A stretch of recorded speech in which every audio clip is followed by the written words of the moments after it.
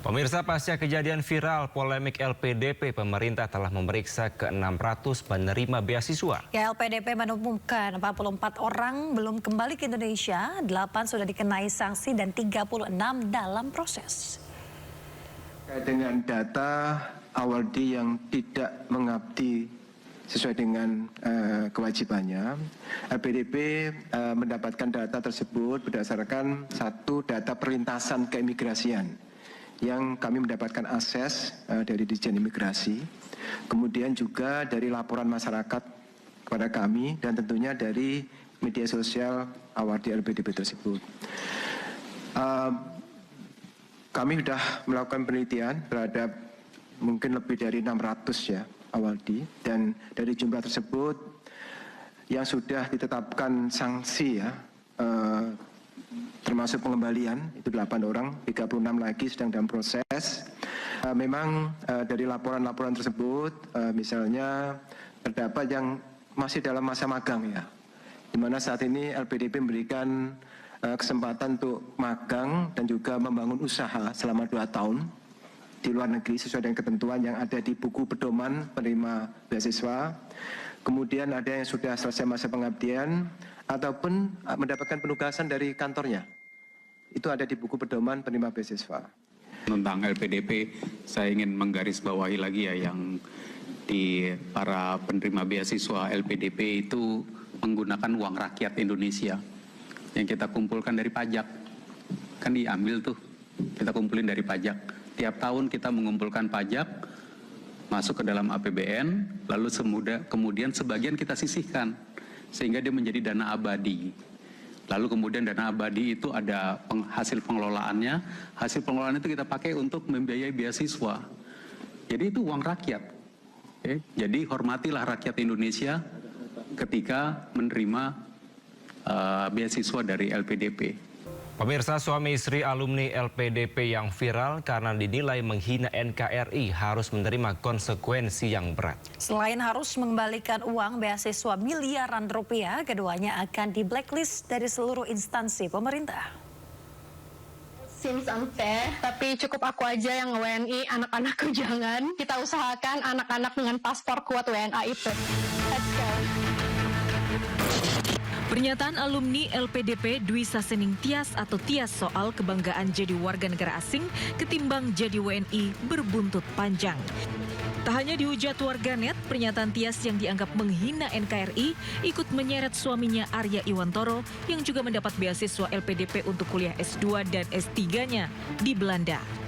Suami Tias diduga belum menyelesaikan kewajiban bekerja di Indonesia sesuai aturan yang dikenakan ke penerima beasiswa LPDP. Fakta itu membuat geram Menteri Keuangan Purbaya Yudi Sadewa. LPDP telah meminta suami Tias untuk mengembalikan seluruh dana beasiswa beserta bunganya. Juga akan memblacklist keduanya dari seluruh instansi pemerintah. Itu uang dari pajak dan sebagian dari utang yang kita sisihkan untuk memastikan SDM kita tumbuh. Tapi kalau dipakai untuk menghina negara, ya kita minta uangnya dengan bunganya kalau gitu. Nanti saya akan blacklist dia. Di seluruh pemerintahan nggak akan bisa masuk. LPDP adalah program beasiswa penuh dari pemerintah Indonesia untuk membiayai mahasiswa S2 dan S3 yang berkuliah di sejumlah kampus luar negeri. Dari audit ke-600 penerima beasiswa LPDP, ada 44 orang terindikasi melanggar kewajiban untuk kembali ke Indonesia. 8 orang diantaranya telah dikenakan sanksi pengembalian dana. Tim Liputan iNews melaporkan.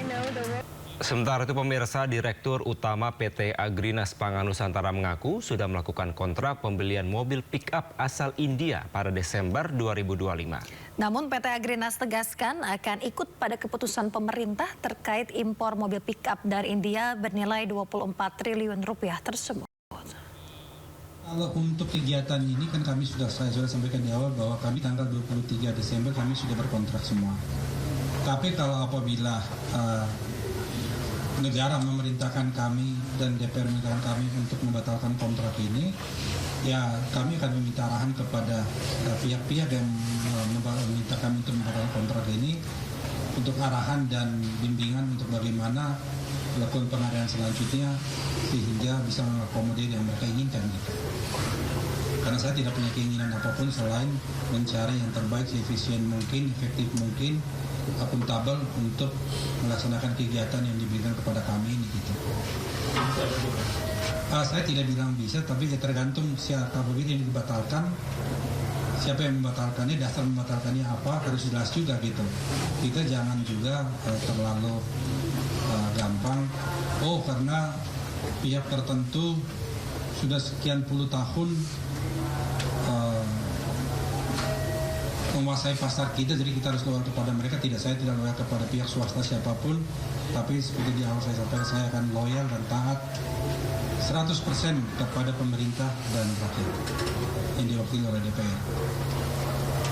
Pemirsa, rencana impor 105.000 mobil pickup dari India menuai kontroversi. Wakil Ketua DPR RI Sufmi Dasko Ahmad meminta pemerintah menunda rencana impor pickup yang akan digunakan untuk Kopdes Merah Putih.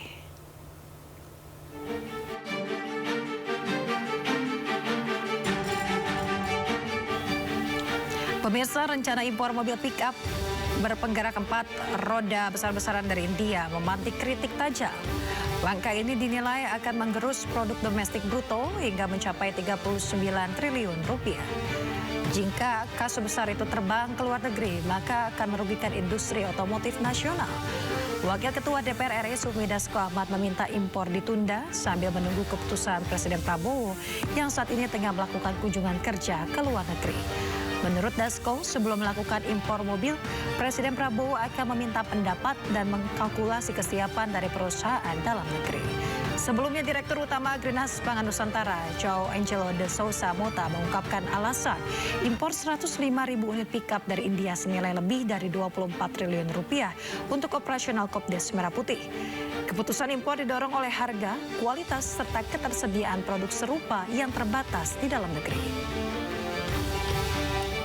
Jadi rencana untuk impor 105.000 mobil pickup dari India, saya sudah menyampaikan pesan kepada pemerintah untuk rencana tersebut ditunda dulu, mengingat Presiden masih di luar negeri.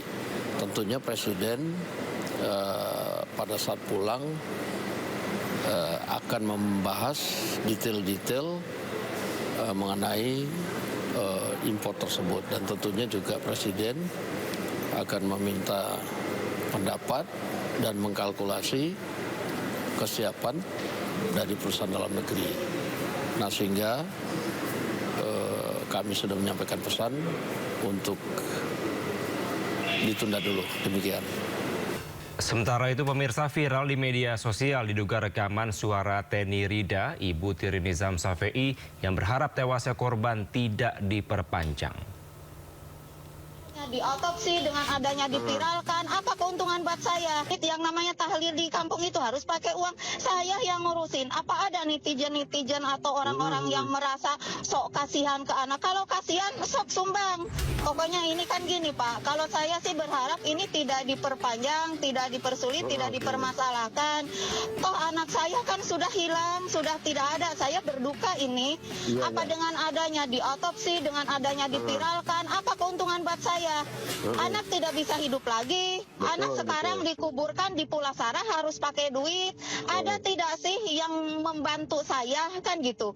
Jangan menjadi pahlawan kesiangan gitu. Giliran saya tahlil ke kiai yang ngali kubur, yang ini yang namanya tahlil di kampung itu harus pakai uang. Saya yang ngurusin. Apa ada netizen atau orang-orang yang merasa sok kasihan ke anak? Kalau kasihan, sok sumbang.